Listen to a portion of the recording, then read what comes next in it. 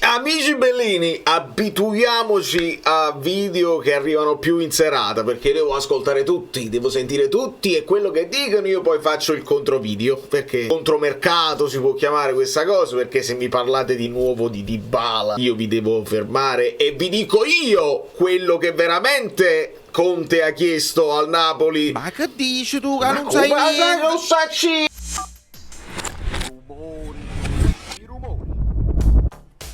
Allora, veramente ve lo dico io, Pasquale D'Alterio, benvenuto sul canale, benvenuti a tutti i nuovi iscritti, perché pare una cosa pazzesca, ma ci sono nuovi iscritti, tant'è vero che, fatemi atteggiare per mezza volta, 10 milioni di visualizzazioni, è una cosa che io non riesco a spiegare, e tutto ciò avviene grazie ai vostri like, quindi non vi fermate, perché i like sono gratuiti, e perché io non smetto di fare video nonostante siamo entrati nel bel mezzo del calciomercato, di quello impossibile. Allora partiamo da un presupposto, io ascolto tutto, le cose, vi ho detto che il Napoli alle volte è difficile fare delle previsioni perché non sempre c'è una logica nelle scelte che fa il Napoli, però certe cose le dobbiamo non dico smentire, ma almeno unendo i puntini ritenerle improbabili, per esempio Dybala e Lukaku, Dybala e poi Kvara invece al Paris Saint-Germain. Allora che facciamo? Ci togliamo quello là di 23 anni e ci pigliamo i vecchi? Calma, serve un Abraham tattico, serve una cosa, perché qua dobbiamo lavorare sulla formazione e capirci. Dybala 30 anni a novembre, vabbè, Kvara 23 febbraio, Lukaku 31, e questo qua che il Napoli deve pigliare, perché se poi dobbiamo andare nello specifico, e non voglio dire nemmeno questo è il mio preferito e la mia scelta. Conte ha chiesto Julian, non so nemmeno se si dice Julian o Julian Alvarez.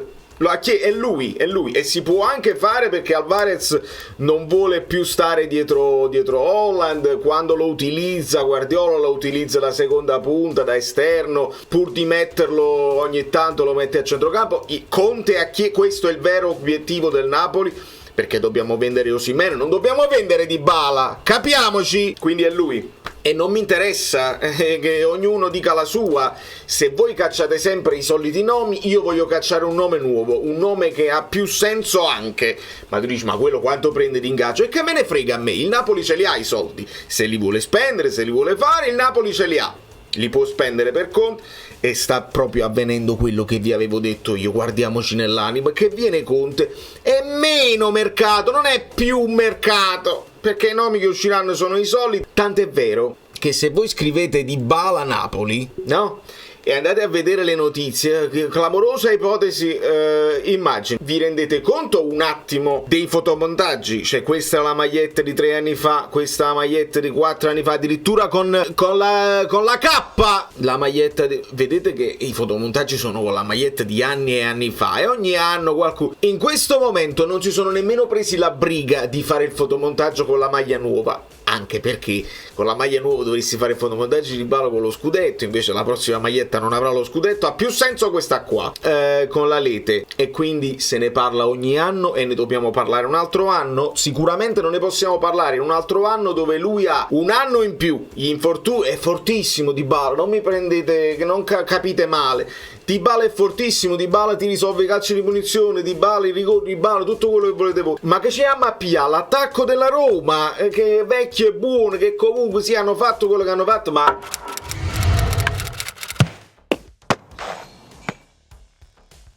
ci andiamo a capire a livello di infortunio un altro anno, eccetera eccetera. Allora se Conte è arrivato con questa intenzione qua, non ha capito bene la situazione, e non ci sia, e se qualcuno ci crede, io mi rivolgo a una community, è quasi inutile doverlo dire, però c'è il contromercato, e quindi io faccio per ogni nome improponibile che esce e che devo smentire per logica, vi faccio un contronome perlomeno, e che dici ma quello pure è impossibile, ma almeno è più logico, perché tu ti devi vendere Osimhen, non ti devi vendere Kvara, e siamo anche nella logica delle cose, che Osimhen prende 10 milioni, Kvara ne prende 1,5, allora non è possibile, non è logico che dobbiamo salutare Kvara. La notizia di oggi, il rumor, le cose, è che il Paris Saint-Germain più che Osimhen vuole Kvara, e offre 100 milioni. Ora voi mi direte, ma perché chiedono Kvara, che è one season wonder, che non serve a niente, che è scarso? Scorrendo, dove sta? Scorrendo Twix, ho trovato questa cosa qua, Kickers, che prende un po' di...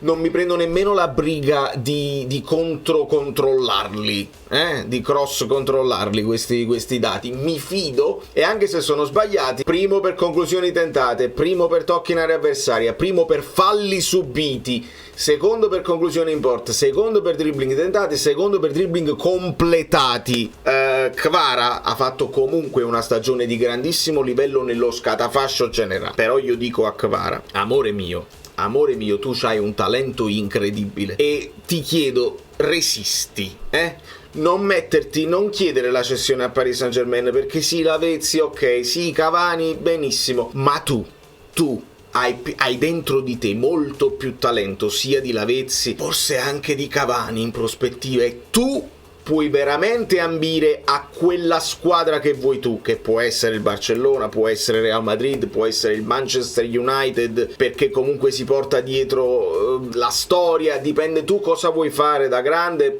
perché ti devi giocare alla possibilità di un pallone d'oro e tu non hai dietro le tue spalle una nazionale forte, quindi è più difficile per te. Se ti vuoi togliere degli sfizi, resta a Napoli un altro anno, cresci con Conte, perché Conte ti fa crescere, Conte ti darà un'attitudine al lavoro che tu già hai, perché già sei atleta, ma ancora di più, imparerai altre cose, resta un altro anno, magari 2, please, e dopo 2 anni ti fai mettere la clausola, decidi lo stipendio che vuoi tu, vai dove vuoi. Ma se vai al Paris Saint-Germain, secondo me è una diminuzione rispetto a quello che è il tuo talento in potenziale, quindi ti scongiuro, Kvara, fallo per me. Non sono pronto a lasciarti andare, stiamo salutando parecchi di loro, già non dobbiamo vedere più Zelinski, non dobbiamo vedere più Osimhen, capiamo se pure il capitano se ne deve andare.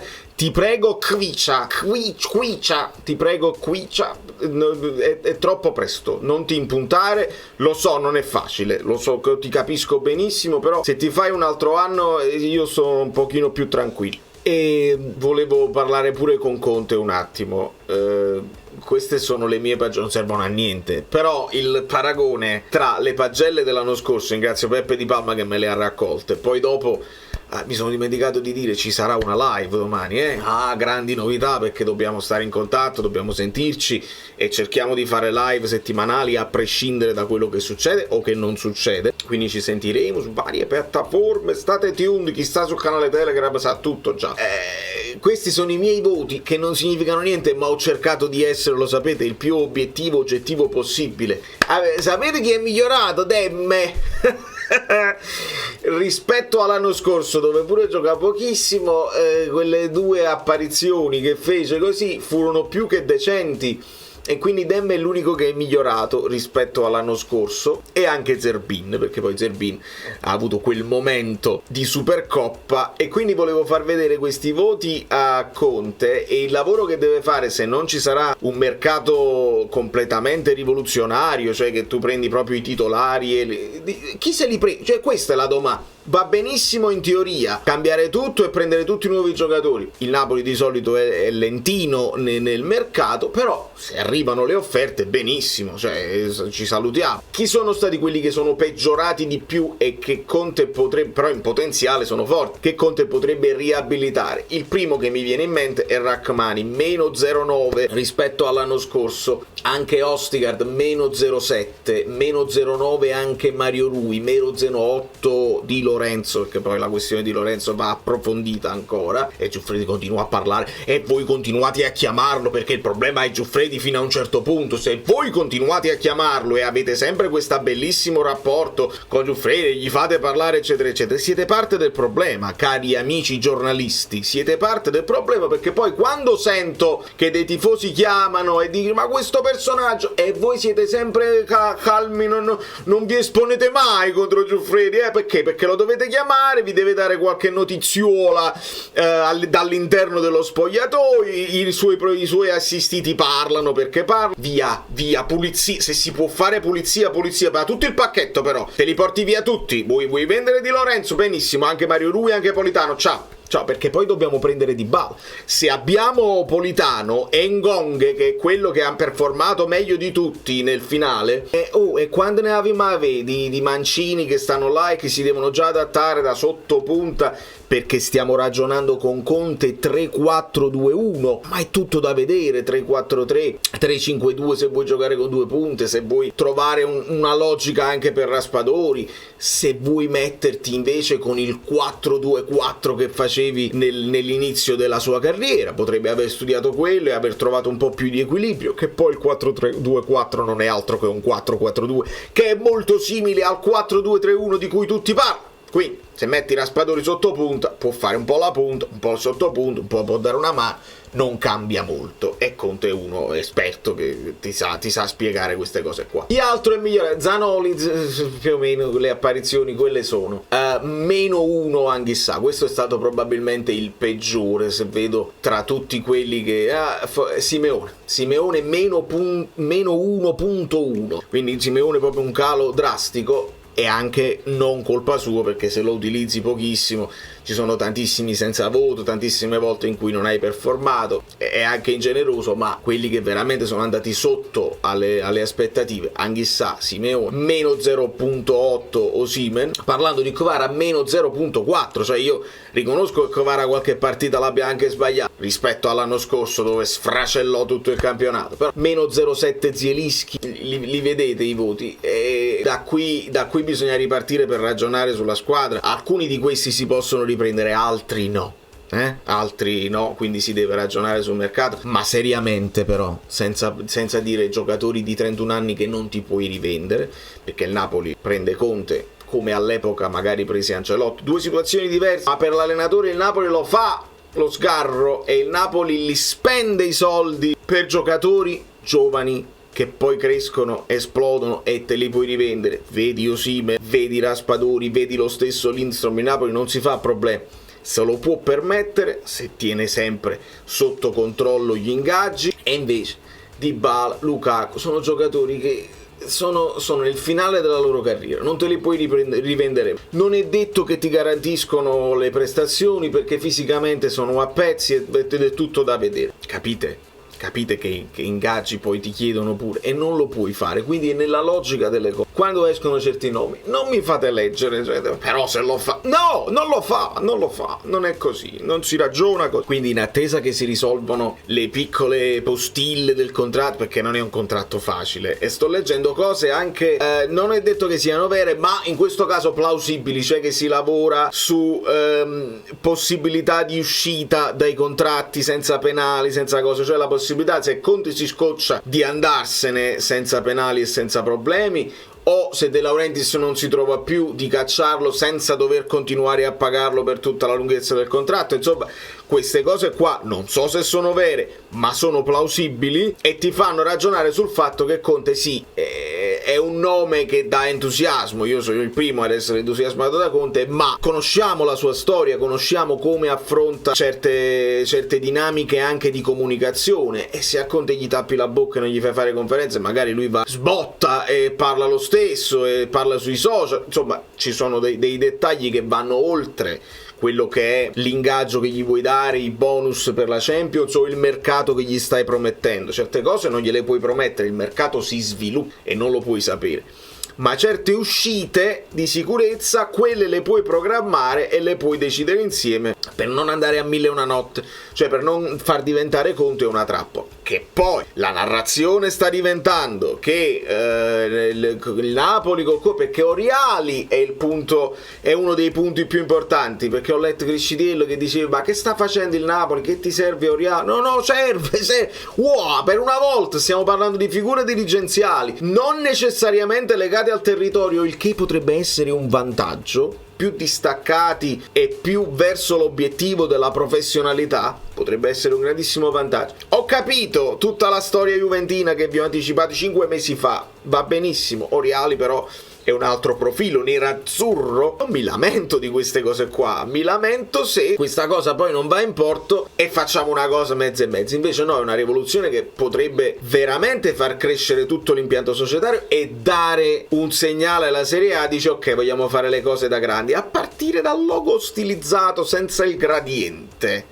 per capirci, questa roba qua, perché con lo sfondo blu e con la scritta in celeste, in azzurro, oppure semplicemente così stilizzata, è già questo, per me è già crescita, perché è un logo versatile che puoi utilizzare così. Sì, somiglia all'operazione che ha fatta Juventus. Non fa niente, prendiamoci le cose buone dagli altri e non le cose cattive degli altri. Ci teniamo la gestione di De Laurentiis che è precisa e ponderata e ci aggiungiamo del nostro. E non vi pigliate collera.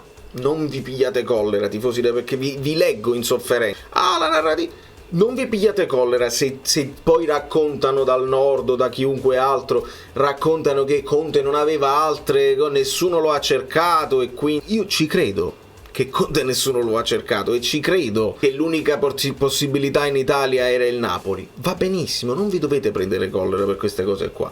Il Milan ha fatto un altro tipo di scelta, una scelta algoritmica di uno che probabilmente senza picchi, Fonseca, senza picchi di grande livello ti può portare comunque in Champions. È una sorta di discorso che i tifosi del Milan non riescono ad accettare, devono accettarlo. Il fondo ragiona così più che sulle vittorie e sui titoli. E la Juve ha fatto un discorso completamente diverso. Se veramente arriva a Motta, è un discorso che punta ad arrivare alla vittoria ma con idee di gioco. L'Inter sta sempre là, è inutile che vi mettete là a dire però i debiti risolvono in qualsiasi cosa. Il Napoli deve mettersi davanti, lo ripeterò fino all'infinito, fino a diventare noioso, mettersi davanti alla Roma, mettersi davanti alla Lazio. Non sopporto arrivare sotto la Lazio con Lotito, non lo sopporto. Mettersi al pari di queste qua e lottare con queste qua e non permettere che l'Atalanta ti arrivi davanti, la sorpresa di ogni anno,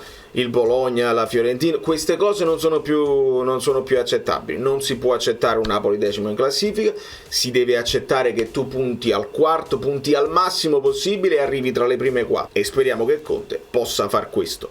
E non ascoltate quelli che dicono subito lo scudetto, perché è peggio. Ci saranno dei punti e mi dovete perdonare, voi amici bellini non mollate mai e che guardate tutti i video. Dei punti io dovrò martellare, dovrò essere martellante, dovrò ripeterli a cantilena per i nuovi che arrivano e perché può capitare che arriva per una questione di fortuna, arrivano dei messaggi, sono uno contro tutti, ma il fatto di non avere le coppe non è un vantaggio per il campionato e lo abbiamo spiegato fino in fondo. Da New York, Valerio Fluido è tutto. Kvara aspetta un anno o due, dopodiché vai dove vuoi tu. Dybala, fai quello che vuoi tu. Il Napoli deve prendere Julian Alvarez, lasciate i like per lui, argentino fortissimo.